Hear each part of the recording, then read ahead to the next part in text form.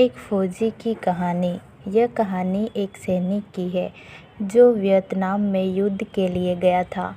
युद्ध समाप्त होने के बाद जब उसके घर लौटने की बारी आई तो उसने अपने माता-पिता को सैन फ्रांसिस्को से फ़ोन किया, माँ और पिताजी, मैं घर आ रहा हूँ, लेकिन घर आने से पहले मुझे आपसे एक बात पूछनी है।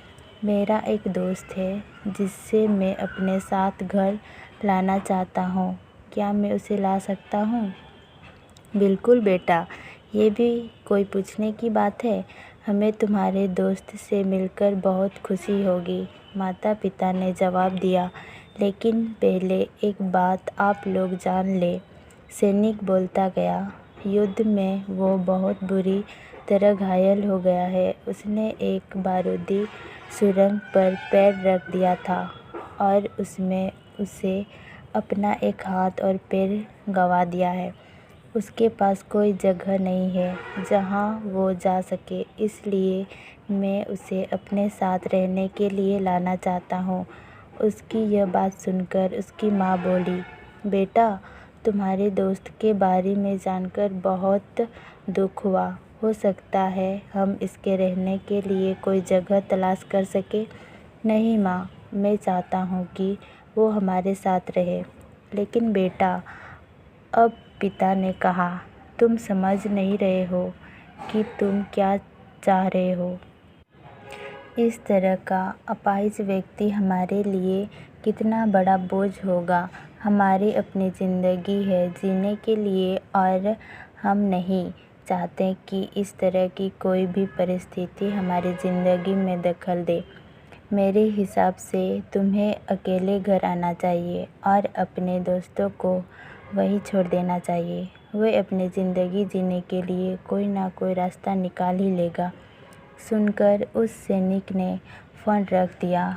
कुछ दिनों बाद उसके माता-पिता को सैन फ्रांसिस्को पुलिस ने एक संदेश मिला, जिससे उसे बताया कि उसका बेटा एक बिल्डिंग से गिरकर मौत हो गई है। पुलिस के हिसाब से यह एक सुसाइड केस था। दुखी माता-पिता ने तुरंत ही सैन फ्रांसिस्को के लिए फ़्लाइट बुक कराई और वहां पहुंच गए। वहां उन्हें शहर के मुर्दाघर ले जाया गया ताकि वो अपने बेटे की पहचान कर सके। उन्होंने उसकी पहचान कर ली, किंतु ये देखकर उनकी कंपी छूट गई। उनके बेटे का बस एक हाथ और एक पैर था। दोस्तों, इस कहानी में जो माता-पिता हैं, वे हमसे बहुत से लोगों की तरह हैं, जो अपने सुविधाओं को सबसे अधिक महत्व देते हैं। वे उन लोगों से प्यार करना या रहना या समय बिताना चाहते हैं जो दिखने में अच्छे हैं, स्वस्थ हैं और फिर जिनके साथ रहकर उन्हें मज़ा आता है। वे ऐसे लोगों को पसंद नहीं करते जो दिखने में स्वस्थ, सुंदर या स्मार्ट नहीं हैं, या जिनके साथ वो मज़ा नहीं कर पाते, या जो किसी भी रूप में उनके लिए असुविधाजनक है।